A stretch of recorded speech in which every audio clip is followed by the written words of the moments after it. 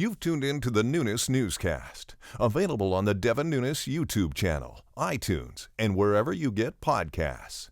Here's your host, Devin Nunes.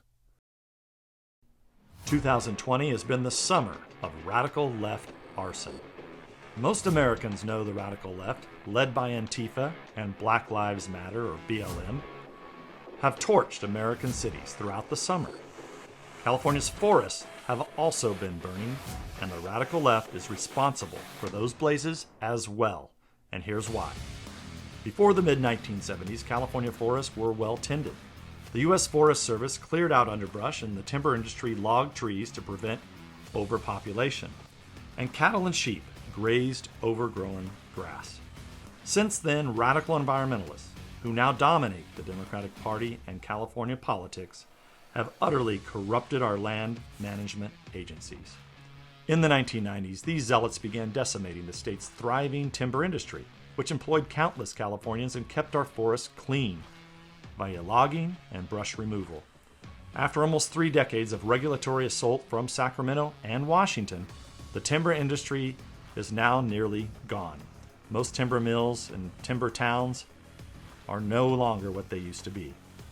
The radical green agenda worked to ban or drastically curtail the old forest management practices, such as thinning, cutting, clearing, prescribed burns, and waste disposal. Without these common sense fire prevention measures, forests have become overgrown and overpopulated. In essence, they're tinder boxes. Like the rioting they pretend is peaceful protesting, the mainstream media is covering for California's radical environmental groups, whose policies have directly led to raging wildfires consuming the state's forests and many homes. Instead of exposing the Democrats' deadly forest management, the mainstream media amplifies the Democrats' absurd claims that these fires are caused by climate change. To see the real science of forest management, look at the difference between public and private lands in California and the western United States. Unlike public forests, private lands still use time-tested forest management practices.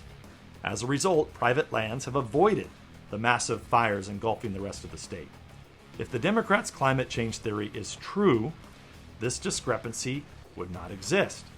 Does climate change somehow skip over private land?